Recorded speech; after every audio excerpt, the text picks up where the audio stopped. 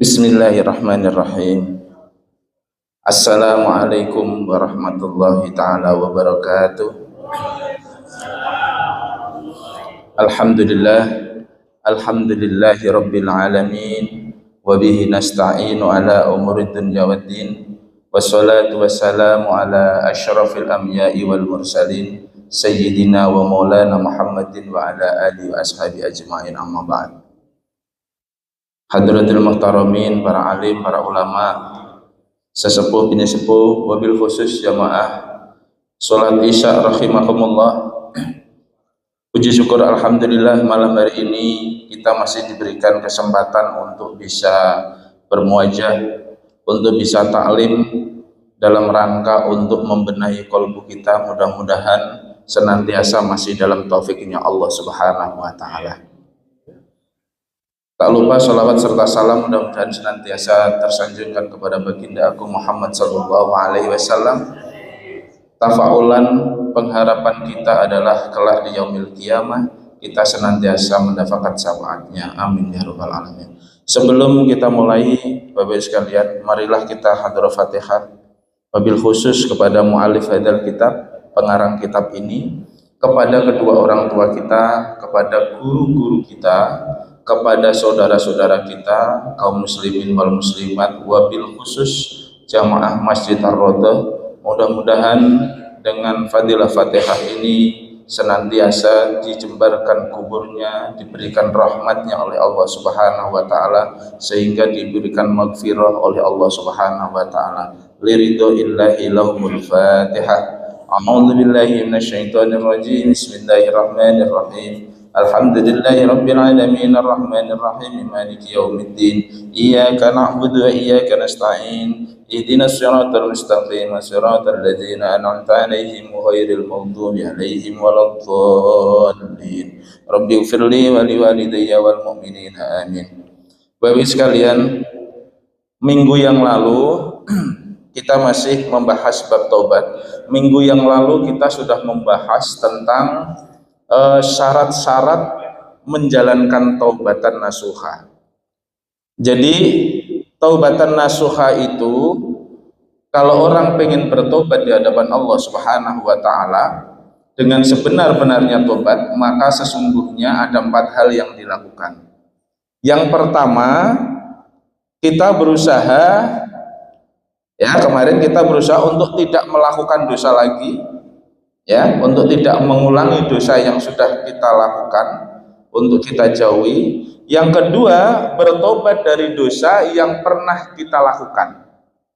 Jadi apabila orang belum pernah melakukan dosa itu, ya namanya tidak bertobat. Maka tobat itu adalah melakukan sebuah tobat terhadap penyesalan terhadap sebuah perkara yang dilakukan atas dosa yang dilakukan kepada Allah subhanahu wa ta'ala. Nah yang ketiga, taubat itu syaratnya adalah persoalan ataupun dosa yang ditaubati saat ini itu memiliki derajat yang sama dengan dosa yang dilakukan di masa lampau. Contoh kecil, kemarin kita sudah membahas, apabila ada orang tua yang dulu pernah melakukan zina, melakukan pencurian, melakukan perampokan, terus sekarang itu sudah tua, itu kan kalaupun tidak tobat dia tidak akan pernah melakukan zina lagi karena tidak punya kemampuan. Nah bagaimana cara tobatnya? Tobatnya adalah dengan cara untuk menjauhi perkara-perkara dosa yang derajatnya sama dengan melakukan zina tersebut. Contoh kecil, kadzab, bohong, kemudian qadzab, menuduh orang berzina, ghibah, dan namimah. Ghibah itu memperguncingkan, namimah itu adu domba. Nah itu yang harus dijauhi. Nah 4 syarat inilah ketika orang mau bertobat harus memenuhi 4 syarat itu.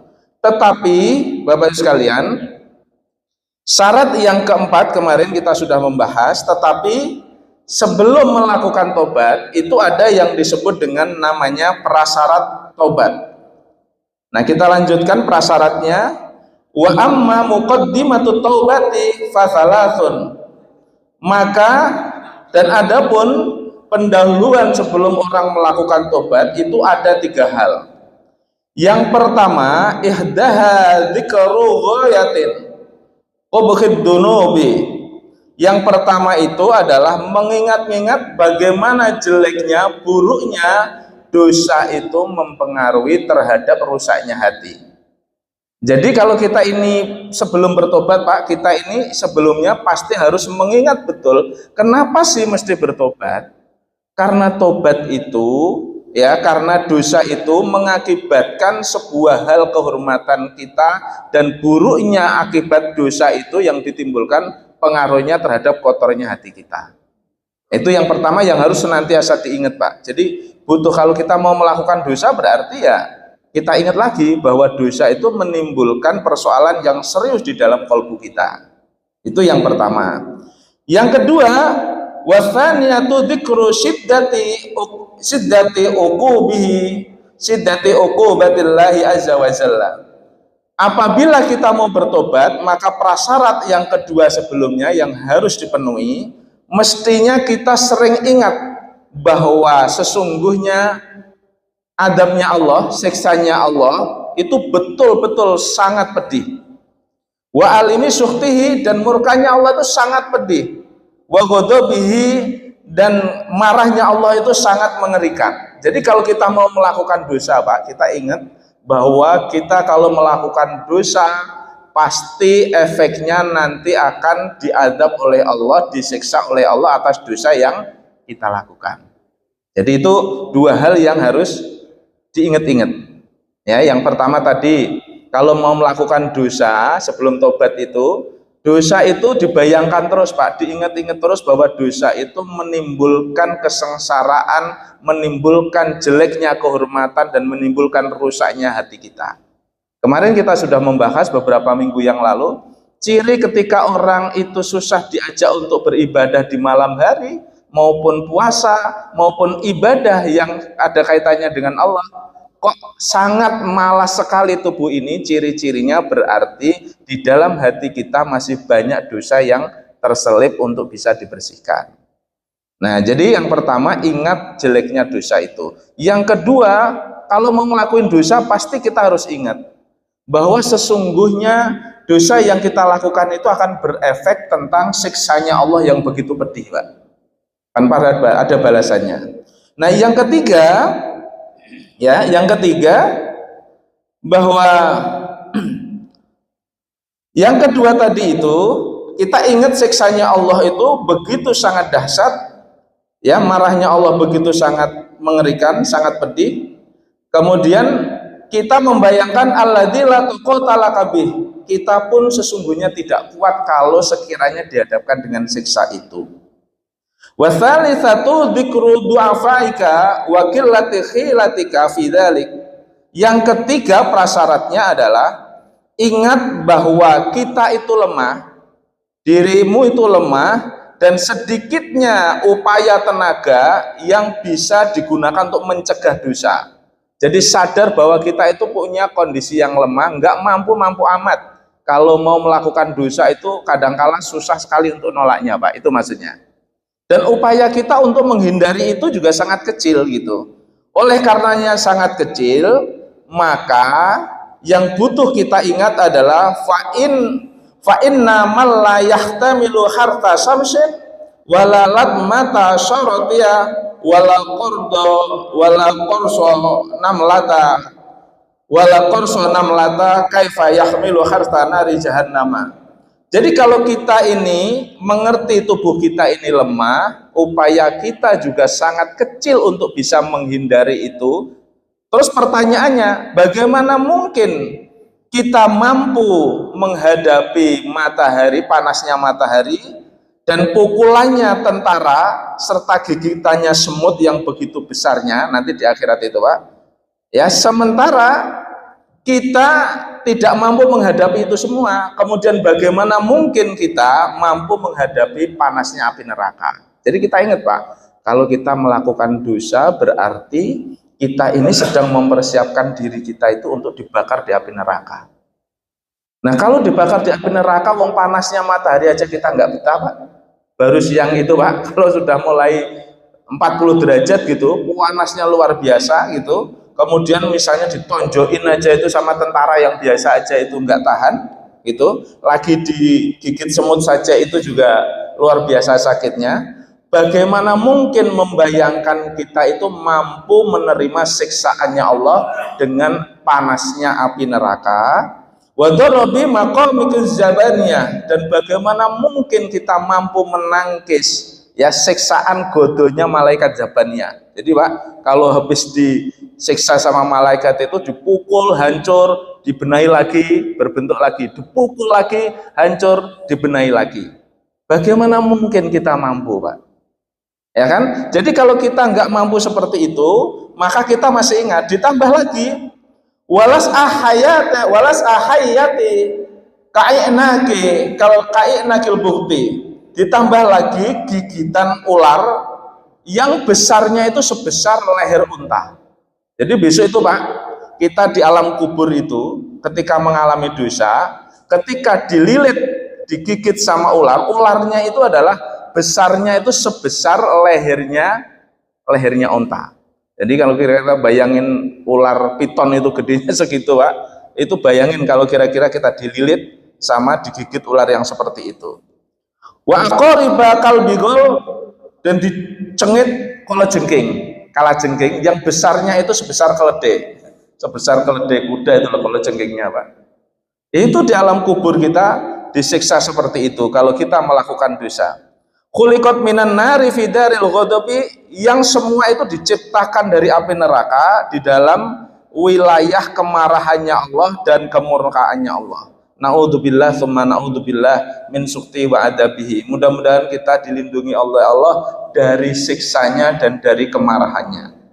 Jadi Pak, kita membayangkan jadi 3 prasyarat tadi. Kalau kita mau bertobat, yang pertama ingatlah bahwa kita wajib bertobat, sebab dosa itu senantiasa nempel terus di dalam kolbu kita, yang membuat kehormatan kita di hadapannya makhluk, di hadapannya Allah itu sangat jelek sekali.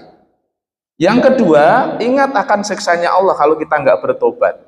Siksanya Allah sebegitu pedihnya. Yang ketiga, karena kemampuan kita itu tidak mungkin mampu menahan atas siksaannya Allah, di mana bayangan siksanya Allah itu nanti di dalam api neraka itu semua siksanya itu pedih sekali, gigitan ular, kalajengking, kemudian dipukul pakai godonya malaikat, luar biasanya seperti itu. Maka sebaiknya kita memang memulai untuk bertobat pada saat kita masih hidup di alam dunia. Oleh karena itu Pak, membayangkan dengan kondisi tersebut, karena memang panasnya api neraka luar biasa, dan itu kita aja bisa bayangin Pak. Makanya sahabat Umar bin Khattab itu ketika dia mau melakukan dosa, membayangkan neraka, seringkali dia sering manggang tangannya itu di atas lilin. Jadi kalau dipanggang gini, itu pedih gitu, kan nggak betah Pak gini. Dia langsung membayangkan ketika nanti tetesan api neraka kayak apa gitu. Itu berhenti Pak untuk melakukan dosa. Nah, oleh karena itu Bapak Ibu sekalian, agar kita berdoa sama Allah dihindarkan atas siksa api neraka, maka dalam riwayatnya ya, dalam satu hadisnya Rasulullah Muhammad SAW itu dianjurkan untuk senantiasa kita itu membaca Allahumma ajirni minan nar. Jadi dalam satu hadisnya Rasulullah Muhammad SAW itu disebutkan Idzan farafta min sholatil maghrib faqul Allahumma ajirni minan nar, faqul Allahumma ajirni minan nar sab'a marrat. Apabila kita selesai mengerjakan sholat maghrib ya Pak, maka baiknya berdoa Allahumma ajirni minan nar, Allahumma ajirni minan nar ya. Allahumma ajirni minan nar, Allahumma ya Allah ajirni minan nar, ya Allah jauhkan aku dari panggangan api neraka. Itu dilakukan, sebutkan, dizikirkan tuh kira-kira 7 kali, sab'a marrah. Fa innaka idh qulta kadzalik tsumma mitta fi lailatika kutiba laka jiwarun minha. Apabila engkau sudah mengucapkan doa itu, kemudian di malam harinya engkau diambil nyawanya oleh Allah, dimatikan oleh Allah, diwafatkan oleh Allah, maka ditulis engkau dalam kondisi terbebas dari api neraka. Jadi harus dibaca itu habis maghrib, habis subuh, Pak. Jadi faida sholaita subha fa innaka in qultu kadzalik la illa fa in qultu kadzalik tsumma mita fi yaumika kutiba laka jiwarun minha. Begitu pula ketika engkau sholat subuh, bacalah bacaan tersebut, doa tersebut, Allahumma ajirni minan nar, Allahumma ajirni minan nar 7 kali, ya.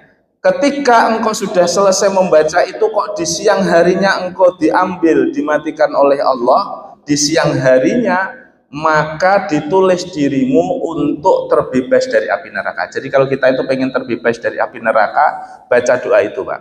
Nah, ini hadis sahih ini, ya. Hadis yang diriwayatkan oleh Abu Dawud ini hadis yang diberikan resepnya oleh Rasulullah kalau kita pengen terhindar dari api neraka. Jadi kalau terbebas dari api neraka, zikirnya habis subuh, habis maghrib, membiasakan doa Allahumma ajirni minan nar, Allahumma ajirni minan nar, Allahumma ajirni minan nar sebanyak 7 kali sebelum kita berbicara kepada orang lain, Pak. Zikir. Tapi di dalam hadisnya Imam Bukhari, ya, baginda Nabi Muhammad SAW memberikan resep itu untuk menghindari atas siksanya panasnya api neraka. Apabila kita pengen dimasukkan surganya Allah, Pak, fadalnya baginda Nabi mengajarkan kita untuk senantiasa membaca Sayyidul Istighfar. Ya, jadi dalam hadisnya Imam Bukhari disebutkan, man qara'a Sayyidul Istighfar fi lailatin tsumma mita dakhalal jannah. Barang siapa yang membaca Sayyidul Istighfar di malam hari, kemudian lalu dia meninggal, maka dia masuk surga. Sayyidul Istighfar sudah tahu, Pak? Sudah nggih? Ya, Sayyidul Istighfar, Allahumma anta Rabbi, la ilaha illa anta khalaqtani wa ana abduka wa ana ala ahdika wa wa'adika wa wa'dika ya wa wa'dika mastata'tu wa wa'dika mastata'tu wa a'udzu bika min syarri mastata'tu. Hafal ya, Pak, ya? Diulangi lagi. Kalau enggak itu nyari di tulisan nanti Sayyidul Istighfar. Diulangi lagi, Pak, ya. Allahumma anta Rabbi, la ilaha illa anta khalaqtani wa ana abduka wa ana ala ahdika wa wa'dika ma sona'tu wa a'udzuka min syarri mastata'tu wa wa'dika mastata'tu. Diulangi ya, Pak. Wa wa'dika mastata'tu wa a'udzubika min syarri ma sona'tu wa abu'u laka bi ni'matika alayya wa abu'u laka bi ni'mati alayya wa abu'u bi dzambika faghfirli fa innahu la yaghfiru dzunuba illa anta. Doang ya, Pak. Cukup sekali setiap ba'da sholat maktubah. Jadi habis sholat maktubah dibaca, itu namanya Sayyidul Istighfar, Pak. Allahumma anta Rabbi, ya Allah sesungguhnya engkau adalah Tuhanku. La ilaha illa anta, tidak ada Tuhan yang patut aku sembah kecuali hanya engkau. Khalaqtani wa ana abduka, engkau telah menciptakanku dan aku adalah hambamu.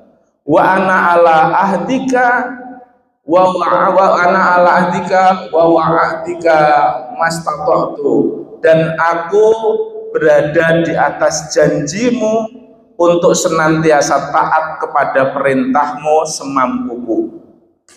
Wa a'udzu bika min syarri ma sona'tu, dan aku minta perlindungan kepadamu ya Allah dari jeleknya kelakuanku. Wa abu'u laka binikmatika alayya, dan aku menyadari engkau telah memberikan kenikmatan kepadaku, dan aku pun menyadari wa abu'u bidambi waghfirli, dan aku pun menyadari bahwa aku berbuat dosa, maka ampunilah. Fa innahu la yaghfirud dzunuba, maka sesungguhnya tidak ada yang bisa mengampuni dosaku ya Allah illa anta, kecuali engkau. Nah, tinggal dihafalke pelan-pelan, ngaten Pak. Mangke bika teng YouTube, Google ada. Nah, itu hadisnya baginda Nabi, man qala sayyidul istighfari fi lailatin summa mitta dakhalal jannah. Barang siapa yang membaca sayyidul istighfar itu setiap habis sholat maktubah, maka kemudian dimatikan oleh Allah, dia akan senantiasa masuk surga. Jadi hal-hal faduil yang seperti ini itu Pak, itu kadangkala butuh untuk senantiasa kita tahu. Nah ngeten iki nih, ndak ngaji kan susah Pak. Jadi ngajinya itu hal-hal yang berkaitan dengan bagaimana cara untuk kita itu jalur pendek berada di jalur-jalur yang bisa dekat dengan Allah. Baik, kita lanjutkan. Jadi Pak, karena siksanya Allah sebegitu dahsyatnya tadi, begitu dahsyat sekali siksanya Allah, maka untuk menghindarinya kita senantiasa ingat sebelum tobat, prasyaratnya adalah mengingat kembali yang ketiga tadi, begitu pedihnya siksaannya api neraka. Faida wa tabta ala hadil adhkari wa awuttaha ana al-laili wan nahari fa innaha satukhmiluka ala taubatin nusuhi min dunubi wallahul muwaffiq bifadli. Apabila membiasakan diri untuk senantiasa mengingat hal tersebut, ya, kemudian membiasakannya mengingat atas dosa-dosa yang tadi dilakukan dan merasa menyesal, dilakukan kebiasaan itu di akhirnya malam hari dan siang hari, maka sesungguhnya akan mendorong dirimu untuk melakukan taubatan nasuha dari semua dosa-dosa yang telah engkau lakukan. Wallahul muwaffiq bifadlihi, mudah-mudahan Allah senantiasa memberikan taufik dengan keutamaannya. Jadi Pak, apabila kita itu sering mengingat-ingat tentang masalah soal tadi, bagaimana jeleknya dosa, bagaimana rusaknya dosa terhadap kalbu kita dan ibadah kita, maka akan mendorong kita ini mudah sekali untuk melakukan taubatan nasuha. Nah, orang yang tidak pernah mengingat-ingat itu Pak, biasanya susah untuk bertobat. Berikutnya, fa in qila alaysa qad qala Nabi sallallahu alaihi wasallam an-nadamu taubatun.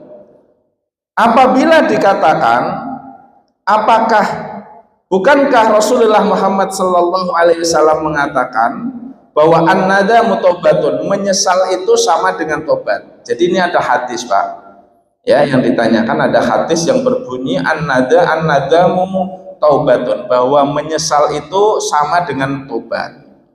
Apakah demikian? Walam yadhkur mimma dzukirtum min syara'itiha wa sadattum syai'a. Dan tidak pernah Rasulullah itu memaparkan sebagaimana perkara yang telah engkau sebutkan dari syarat-syarat beratnya tobat. Jadi syarat-syarat beratnya tobat tadi itu kan banyak sekali Pak. Nah, Rasul itu sebenarnya tidak membekali, tidak pernah menyebutkan yang sampai sedahsyat itu, yang beratnya kayak itu. Nah, disebutkan ini oleh para ulama. Memang begitu Pak. Kenapa? Karena kenapa disebutkan pelan-pelan itu, agar kita itu mengerti lekuk-lekuknya taubatan nasuha yang sesungguhnya. Nah, kayak contohnya misalkan disebutkan bahwa menyesal itu sesungguhnya ya tobat. Rasul hanya mengatakan itu. Padahal sesungguhnya yuqalu lahu i'lam awalan annan nadama ghairu maqdurin. Jadi sesungguhnya antara menyesal dan tobat itu dua perbuatan yang berbeda. Jadi menyesal itu belum tentu tobat Pak. Tapi kalau tobat itu pasti mengandung makna di dalamnya harus ada penyesalan. Loh kok begitu? Iya. Kenapa demikian? Karena annan nadama ghairu maqdurin bil abdi. Jadi kadangkala menyesal itu tidak dalam kontrolnya seorang hamba. Ala taro annahu taqu an-nadamatu ala umri fi qalbihi wa huwa yuridu alla yakuna dzalik. Coba lihatlah bahwa sesungguhnya ketika orang menyesal dari sebuah persoalan, di dalam hatinya itu kadangkala dia tidak menginginkan itu. Contoh kecil, Pak. Ya. Kita ini tadinya itu dibilangin misalnya lewat jalan A gitu. Jangan lewat jalan sana. Jalan sana buntu loh, enggak percaya, Pak. Udah kadung jauh gitu. Sampai sana itu tiba-tiba buntu betul. Nyesel nggak kita? Nyesel. Lah penyesalan itu belum tentu sesuatu yang dikehendaki, niatnya memang menyesal karena ke situ, belum tentu, Pak. Jadi tiba-tiba aja. Contoh kecil, kehilangan duit lagi di dompetnya di belakang dicopet. Ah, nyesel kenapa tadi saya bawa semua ya uangnya. Jadi nyesel-nyesel yang gitu itu bukan dinamakan tobat. Ya.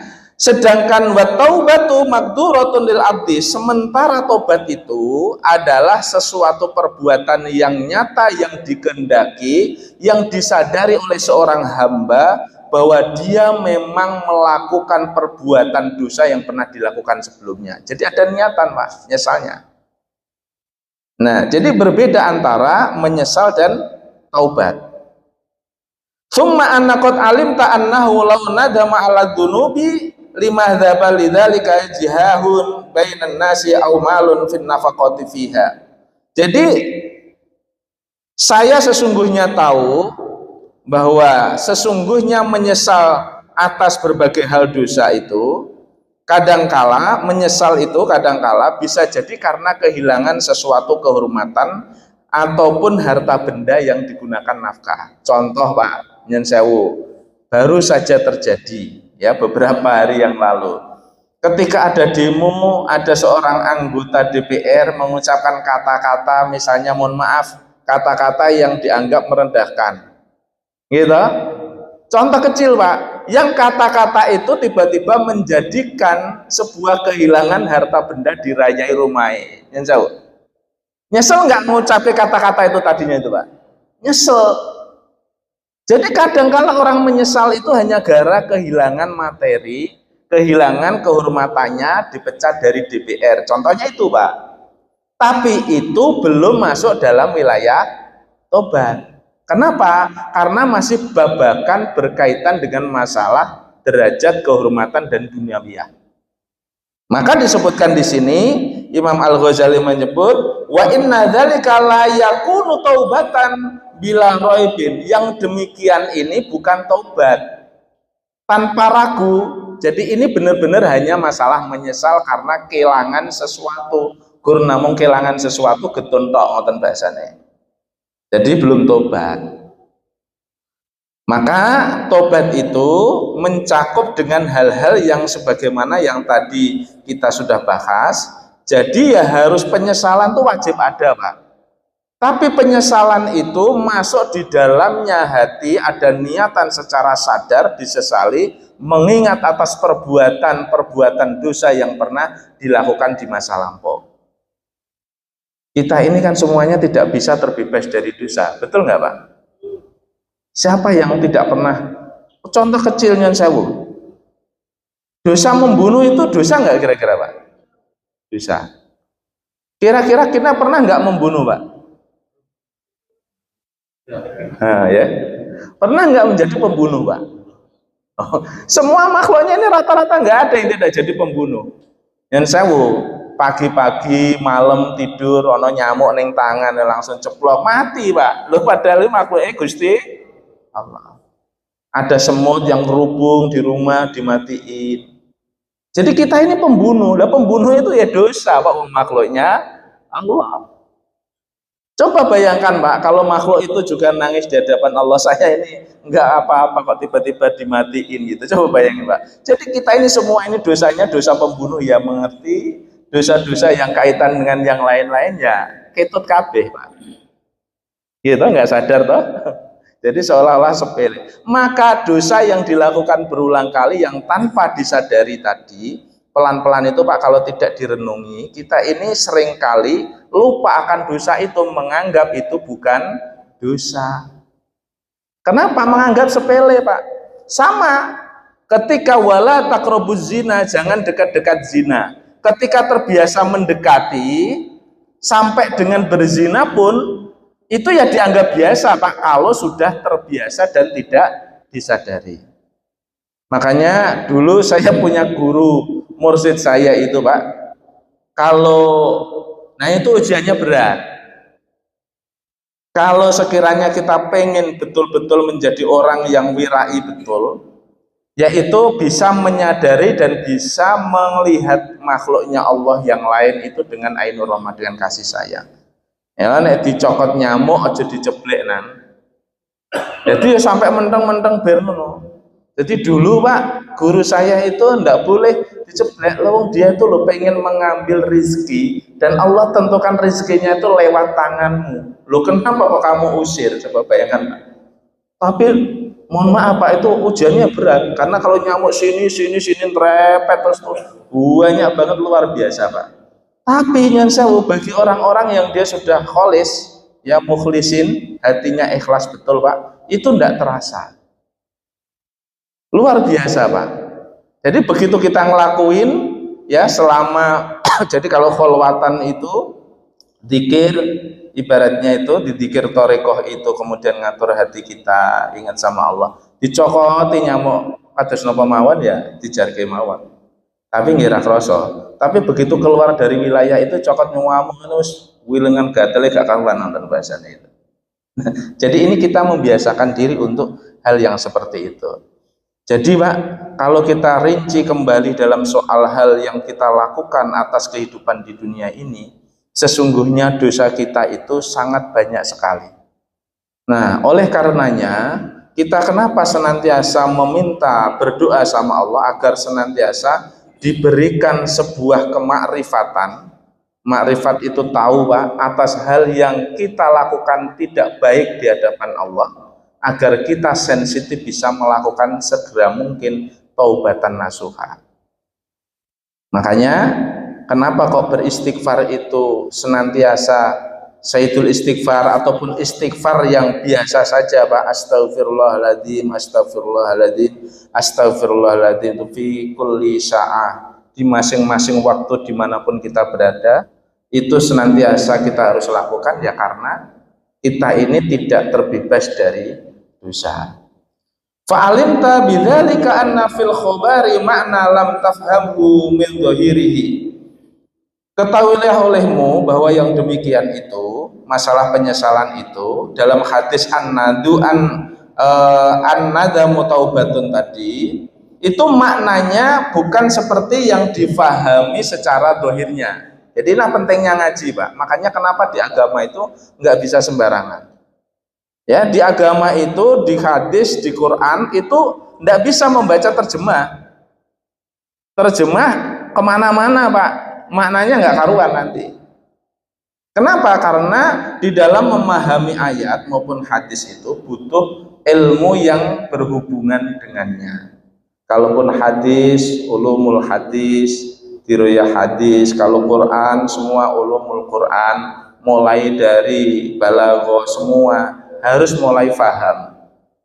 Kenapa demikian? Contohnya tadi Pak, jadi hadis yang berbunyi an-nadamu taubatun, ya bahwa nyesel itu sama dengan tobat, itu Rasul itu menyebutkan secara global. Sama misalnya kayak dalam ayat itu disebutkan dalam Al-Qur'an misalnya yadullahi fawqa aydihim. Jadi tangannya Allah itu berada di atas tangan kalian semua. Itu bukan berarti tangannya Allah ya tangan yang seperti makhluknya, itu bukan. Maka butuh ditakwil Pak namanya. Nah, apa maknanya?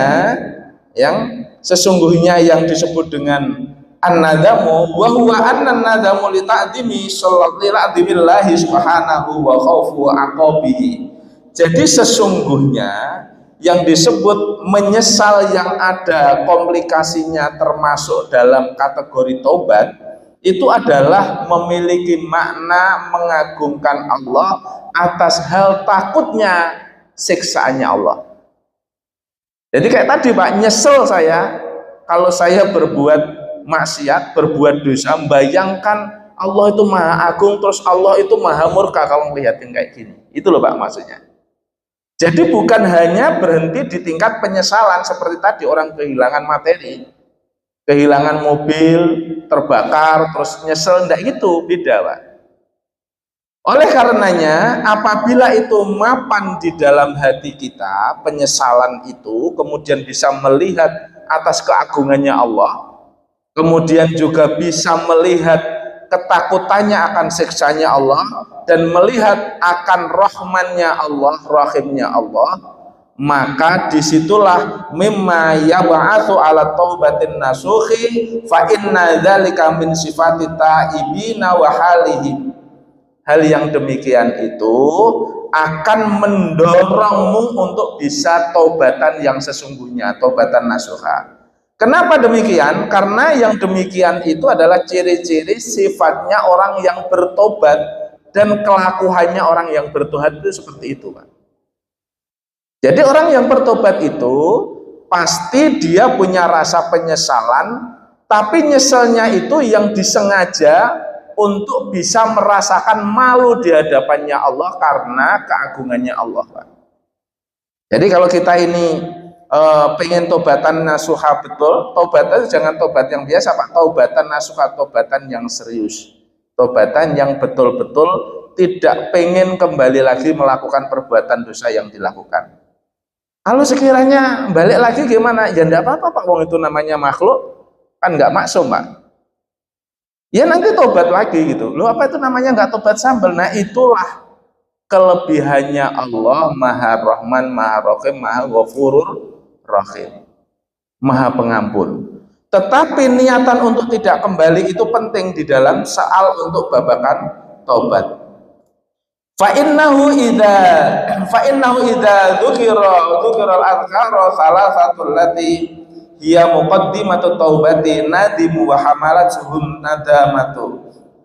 Maka sesungguhnya bila engkau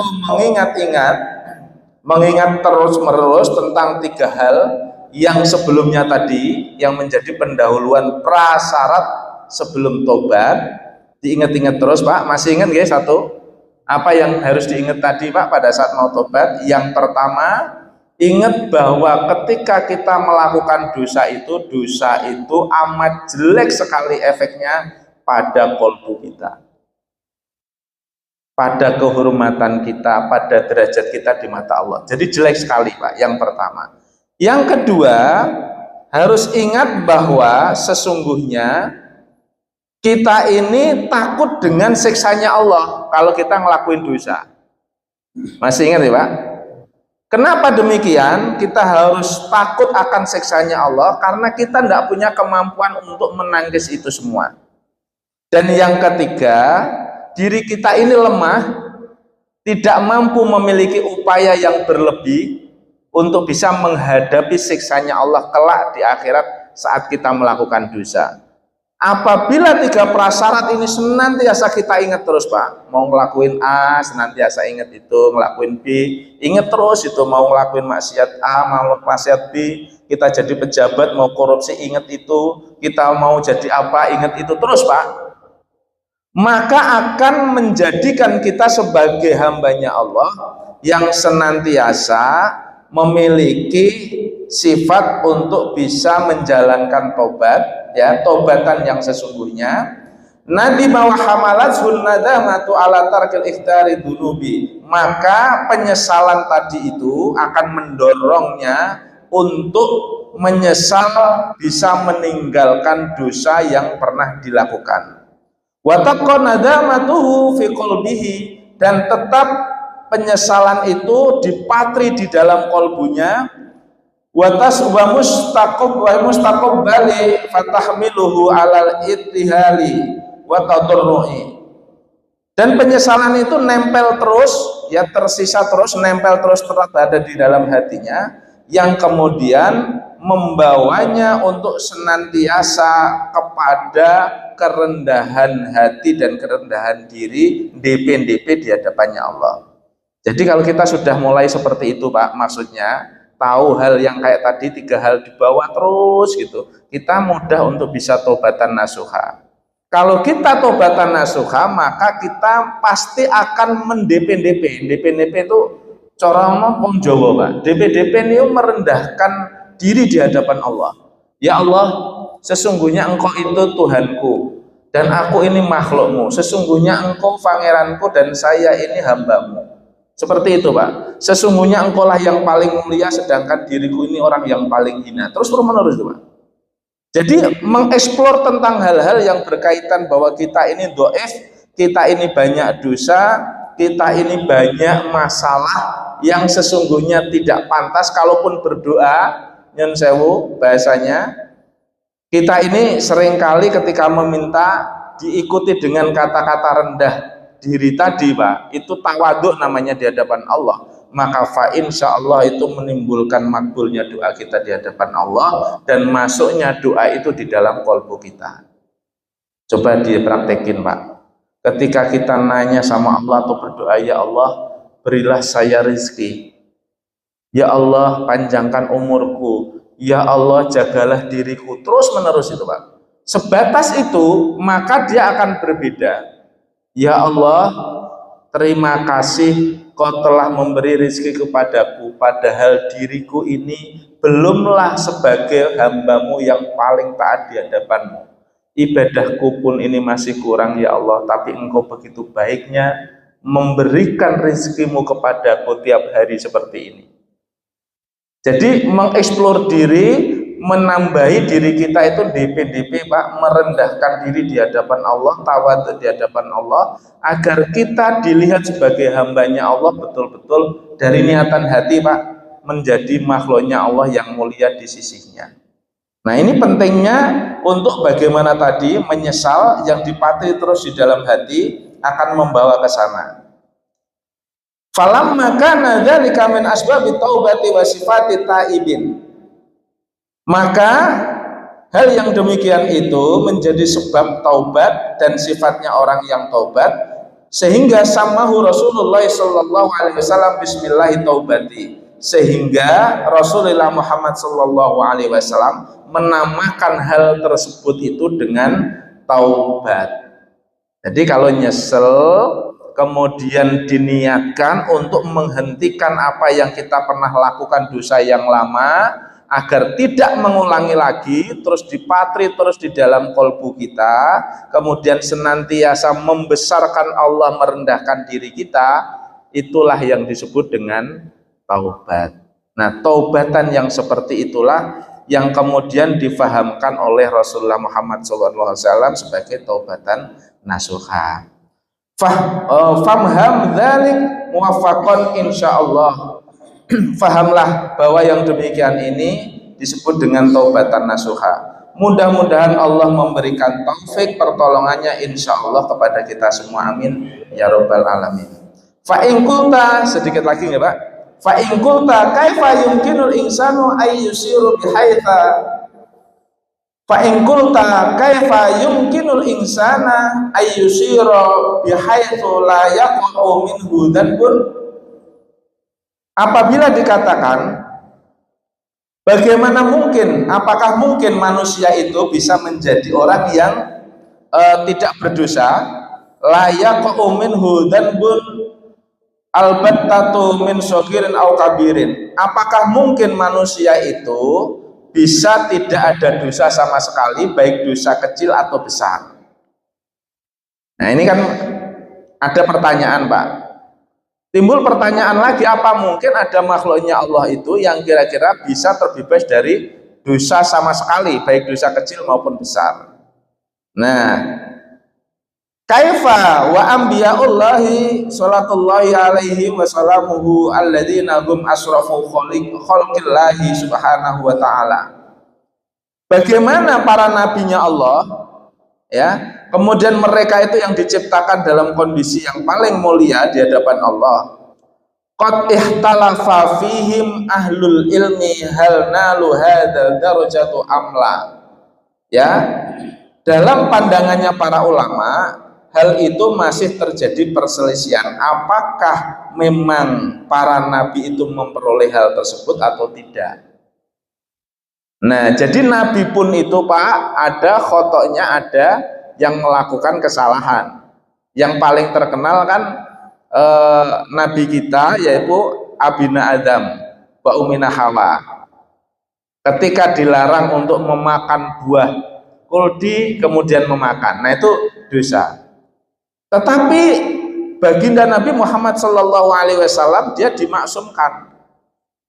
Kalau Nabi disebut dengan maksum, Pak, maksum itu nyata pasti terbebas dari dosa. Kalau manusia biasa kok bisa terjaga, kadang melakukan dosa tapi dijaga dari itu, namanya mahfuz. Ya, jadi terjaga.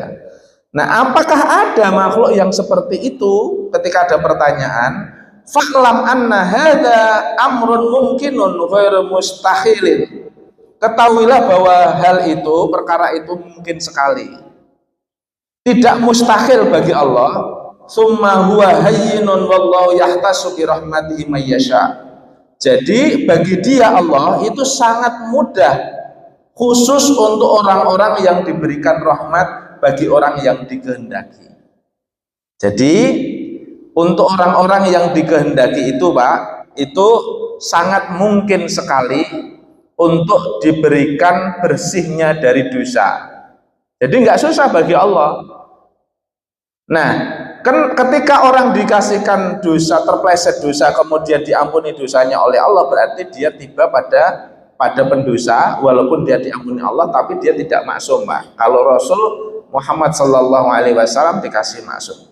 Nah, contohnya itu. Tapi kalau Allah berkehendak, orang bisa dihindarkan dari tidak berdosa sama sekali. Oleh karena itu, Bapak sekalian, apabila kita pengen untuk keluar dari persoalan-persoalan itu, membiasakan diri kita itu harus senantiasa sering beristighfar agar senantiasa gugurlah itu dosa-dosa kita. Makanya kemarin baginda Nabi sudah bersabda dalam satu kitabnya Nasha'ul Ibad, tidak ada dosa kecil itu yang dilakukan terus-menerus, Pak. Tapi wala kabiratin illa bil istighfari, tidak ada dosa itu besar ketika diikuti istighfar. Maka dalam satu hadisnya baginda Nabi itu menyebutkan, ya, apabila kita membiasakan beristighfar, man lazamal istighfar ja'alallahu lahu likulli dzikin makhraja. Apabila kita membiasakan mendawamkan beristighfar, maka Allah akan menjadikan kita dari setiap kesulitan kita itu jalan keluar, Pak. Ya, yang pertama itu man lazamal istighfar ja'alallahu lahu likulli dzikin makhraja. Jadi kesulitan kita akan dikasih jalan keluar. Jadi kalau butuh ada persoalan, Pak, maka istighfarnya dibanyai. Terus gitu, mentok dibanyai lagi. Nah, yang kedua, wa ja'alallahu lahu likulli hammin faraha. Apabila kita memiliki masalah yang kira-kira sedih, gelisah, maka Allah membungahkan, membahagiakan. Ya, yang terakhir wa yarzuquhu min haitsu la yahtasib, dan Allah memberikan rezeki yang tidak disangka-sangka. Itu terjadi pada orang yang membiasakan diri untuk senantiasa membaca istighfar di setiap saat. Nah, oleh karenanya orang yang diberikan hidayah oleh Allah untuk mudah bertobat di hadapannya, itu namanya mendapatkan fadalnya Allah dan mendapatkan taufiknya Allah. Karena untuk tobat itu juga butuh energi dan kesadaran. Nggak gampang toh, Pak, tobat itu, nyesel. Jenengan sakit buktikan, walaupun bab di dunia dan itu kejahatan yang itu juga haram di mata Allah. Contohnya saya orang korupsi mawon loh, Pak. Gitu. Kecil mawon korupsi. Korupsi itu sudah nyata-nyata itu merusak dan merugikan banyak orang. Itu pun ketika sudah dihukum, nyeselnya juga nggak gampang. Betul nggak, Pak Singgi? Orang yang korupsi itu kira-kira, Pak, semua nyesel nggak kira-kira, Pak? Getun nggak? Belum tentu, Pak. Ya ada yang nyesel, ada yang getun, ada yang tobat, ada yang terus. Buktinya apa? Setelah mereka dihukum, kembali lagi, berkecimpung lagi, Pak, masuk ke situ lagi, Pak. Nggih, betul. Loh, itu nggak gampang Pak, makanya itu kenapa butuh hidayah dan butuh taufiknya Allah. Kenapa kok kita itu mesti ngejarnya itu hidayah dan taufik? Sebab tidak gampangnya makhluknya Allah, hambanya Allah untuk senantiasa mendekati taubat kalau tidak dapat pertolongannya Allah Subhanahu wa ta'ala. Saking mahalnya itulah, maka taufik itu mencerminkan bagian terpenting untuk pintu surganya Allah, Pak. Jadi orang yang dikasih taufik, ya dikasih hidayah, itu sama artinya dibukakan pintu surganya Allah. Nah, orang yang tertutup dari taufik dan hidayahnya Allah, sama artinya pintu surganya Allah sudah ditutup saat itu bagi dirinya. Oleh karena itu, Bapak Ibu sekalian, dengan kita senantiasa untuk ngaji, merembeskan kolbu ini agar senantiasa gembur. Tahu gembur nggak Pak? Gembur itu seperti tanah kalau mau ditanduri itu nek atos kan angel. Tapi kalau gembur itu dicubleki mau apa ya? Bisa hidup. Nah, kolbu kita itu sama Pak, ya. Kolbu kita itu begitu keras, berarti banyaknya dosa yang kita lakukan butuh disirami untuk senantiasa beristighfar, minta ampun, tobat di hadapan Allah Subhanahu wa ta'ala. Mudah-mudahan kita senantiasa didekatkan untuk memiliki kesadaran taubat yang sesungguhnya, dan mudah-mudahan senantiasa mendawamkan untuk memiliki pengetahuan dan niat belajar terus-menerus agar didekatkan pada hidayahnya Allah Subhanahu wa ta'ala. Kurang lebihnya mohon maaf, kita lanjutkan minggu yang akan datang. Billahi taufiq wal hidayah. Wassalamualaikum warahmatullahi wabarakatuh.